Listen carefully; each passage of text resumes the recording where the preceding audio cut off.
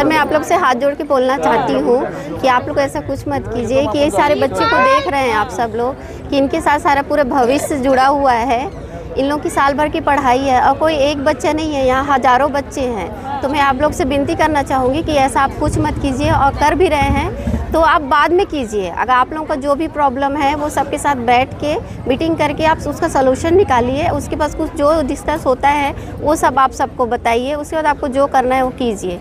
लेकिन कुछ भी करने से पहले सर बच्चों के बारे में सोच के कीजिए। जी हाँ, बच्चों का भविष्य बिगाड़िए मत। बहुत ही छोटे छोटे बच्चे हैं, यहाँ से जूनियर KG से लेकर 8वीं 10वीं तक से बच्चे, उनके बारे में सोच के सब कीजिए जो भी आपको करना है। प्लीज़ रिक्वेस्ट कर रही हूँ मैं आपसे। आम्ही या शाळेच्या शिक्षिका आहोत आणि आता आमच्या मुलांच्या परीक्षा वगैरे सुरू आहेत। आम्ही प्रशासनाला पूर्ण कॉपरेट करण्यासाठी रेडी आहे, पण आता आमच्यासाठी महत्त्वाचं हे आहे की आमच्या 10वीच्या मुलांचे प्रिलियम्स वगैरे चालू आहेत। जो पण काय त्यांना मदत हवी असेल आम्ही करायला तयार आहोत, पण आता आम्हाला 2 वर्षाची तरी मुदत रेल्वेने आम्हाला द्यावी अशी आम्ही त्यांच्याकडे विनंती करत आहोत। कारण की आता 2 महिन्यामध्ये सगळ्या प्रिलियम्स वगैरे सुरू होतील आणि आम्हाला मॅनेज करायला थोडा टाईम हवा आहे। सडनली एवढ्या मुलांना आम्हाला पूर्ण प्रस्थापित करणं थोडंसं कठीण जाणार आहे। तरीसुद्धा आम्ही प्रशासनाकडे विनंती करत आहोत की मुलांकडे बघून, मुलांच्या शिक्षणाच्या दृष्टिकोनातून बघून त्यांनी आम्हाला कोऑपरेट करावं आणि आमची विनंती मान्य करावी। 68 पासून सोशल वेलफेअर कमिटी ही शाळा कार्यरत आहे। 1968 पासून तर 2023 पर्यंत कधीही रेल्वे प्रशासन किंवा कुठल्याही रेल्वे अधिकाऱ्याने इथे कुठल्याही प्रकारचा पत्रव्यवहार केला नाही। कदापि कुठल्याही प्रकारचं भाडं किंवा ॲग्रीमेंट आम्हाला मागितलं नाही। नंतर 2023 मध्ये एक पत्र आलं आणि तुमच्याकडे कुठल्या प्रकारचे कागदपत्र असल्यास सादर करा। तर आम्ही सांगितल्याप्रमाणे की पूर्वजांकडे आमचे कागदपत्र आहेत, आम्हाला शोधायला वेळ लागेल किंवा कदाचित नसतीलसुद्धा, पण एवढे वर्ष तुम्ही काय करत होते, एवढे वर्ष आम्हाला का कळवलं नाही? एवढे जवळजवळ 50 वर्षाचा पिरियड झाला, तेवढ्या वर्षात तुम्ही कधी आम्हाला पत्रव्यवहार केला नाही। अचानक पत्रव्यवहार करून केस कशी काय दाखल केली? तर त्यांच्या म्हणण्याप्रमाणे की पुढील प्रोग्रामासाठी किंवा प्रोजेक्टसाठी रेल्वेला जागा एकवार करायच्या सर्व।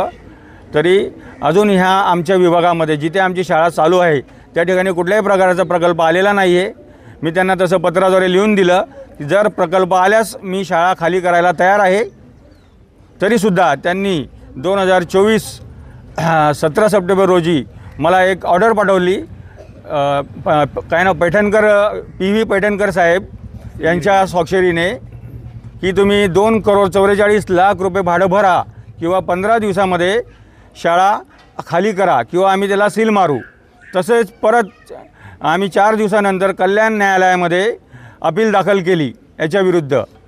अपील दाखल केल्यानंतर त्यांच्या वकिलांनी कोर्टात रिपोर्टसुद्धा केलेली आहे।